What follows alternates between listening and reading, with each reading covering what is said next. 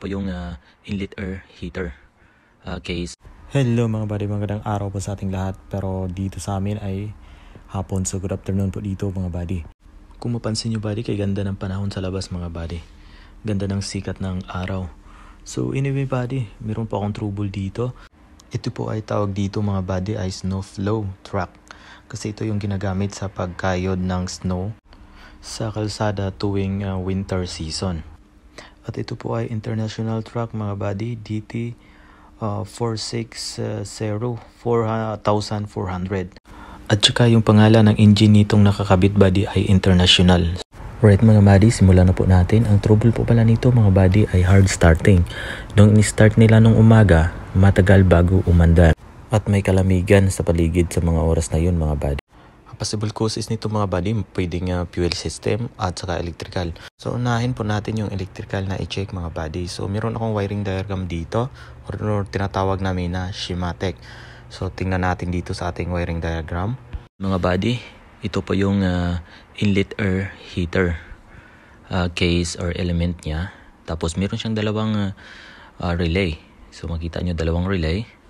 At yung supply ng relay ay galing sa ating starter post positive, papunta sa dalawang relay papunta dun sa ating inlet air heater.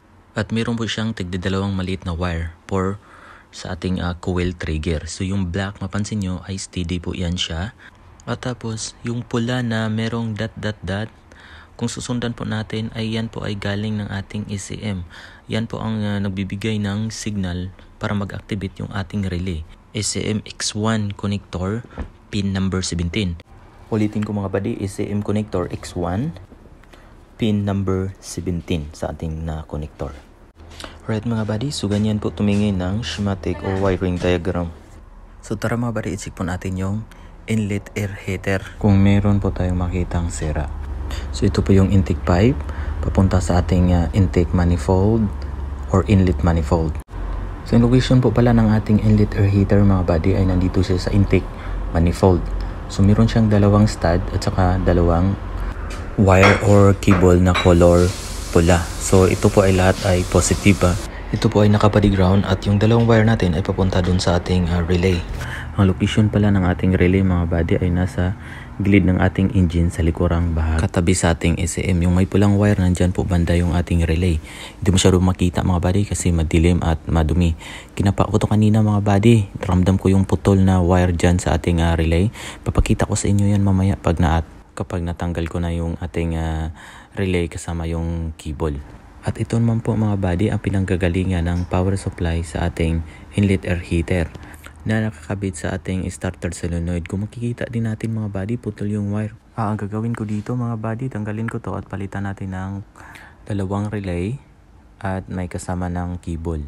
Alright mga buddy, natanggal ko na yung ating relay kasama yung cable. So ito yung dahilan kung bakit ayaw gumana yung ating inlet air heater dahil dito putol yung wire or cable. Kung mapapansin nyo, putol din dito. Yung ating relay, merong dalawang stud, input and output. Putol din, kulang isa. Yung isang relay din natin, kulang din ng isa. Putol din yung stud.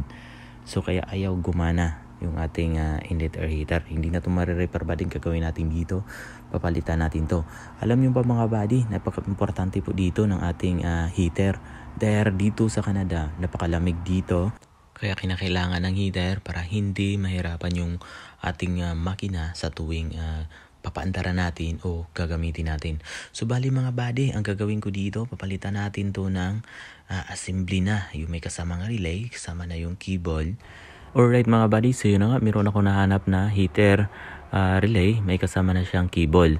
Ito po ay sikanhan lang, pero okay pa, gumagana pa ito. Maganda pa yung mga wire. So yun mga buddy, bago natin to ikabit, titis muna natin para malaman natin kung gumagana ba talaga to o hindi. Bali din linisan ko na itong mga terminal nito at saka nilagyan ko ng grease. Kung mapansin nyo may mga grease. So sa pag-test nito mga buddy, kailangan natin ng isang battery, 12 volts kasi ito ay 12 volts. Kailangan natin ng extension wire or T-slid. So kayo na bahala anong gagamitin nyo. Tsaka kailangan din natin ng maliit na mga wire na may. At kailangan din po natin ng dalawang wire na mayroong pin sa dulo na kasya dun sa ating socket, sa ating relay trigger. Ayun. At kailangan din po natin ng test light mga buddy. So panoorin nyo lang itong mabuti yung video mga buddy. Sundan nyo lang. At kailangan din po natin ng isang wire na medyo malaki. So lagay lang po natin dyan yung ating relay. Tapos itong dulo ng ating extension wire, yung item lagay natin dito sa ground. Sa ground yan. Yung kabilang side naman dito sa positive. At yung isang wire natin buddy, lagay natin sa ating input ng ating relay, power supply, at saka doon sa ating battery positive stud. So alright. So itong ating test light dito natin ilagay sa output ng ating relay. So bali yung kabilang side ng ating test light lagay natin sa ground. At yung kabilang side naman dito sa output ng ating relay. Yan. Panoorin nyo lang mabuti yung video mga buddy. Medyo magulo pero maintindihan nyo pag napanood nyo. Tapos yung kabilang side sa ating extension wire o test lead, dito natin ilagay sa ating socket or trigger sa ating relay. So panoorin nyo mabuti mga buddy Yan umiilaw. Okay. So ibig sabihin ngayon yan buddy ay gumagana po ang ating relay. So bali ang ginawa ko dito mga buddy, disconnect, unconnect lang sa ating relay trigger, yung ating wire sa ating test lead. Alright mga buddy, ulitin ko yung pag-test natin. So pakinggan nyo at tingnan nyo mabuti kung ano ang ginagawa ko dito mga buddy. Ayun.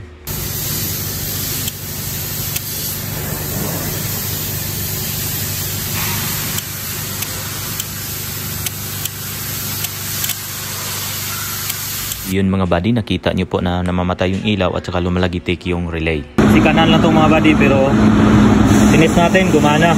So ikapitan natin. Diyan sa loob-looban buddy kapit natin yan dyan. Medyo masikip, diskarte lang.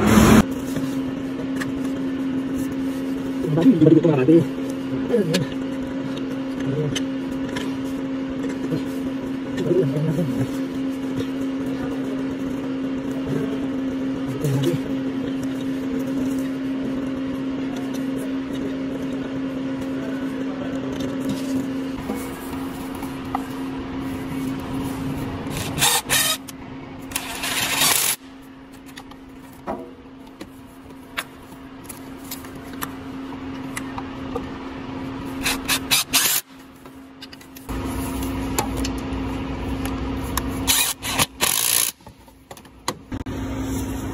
So ito yung connector ng ating relay ng heater, tapos ito yung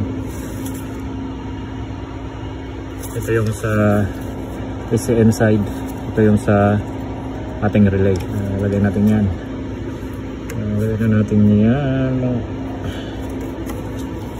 Okay.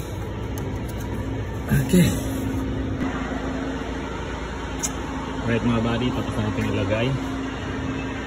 So, subukan natin i-start. Mga buddy, subukan natin pandarin.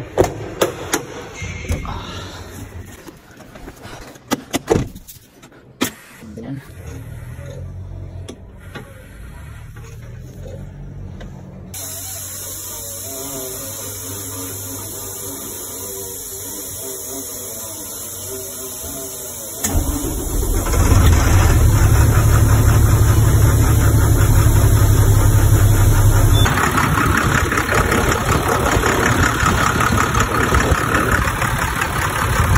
So yun lang po mga buddy, maraming salamat sa panonood at huwag kalimutang mag-share and follow ang Kita Kits sa sunod kong video.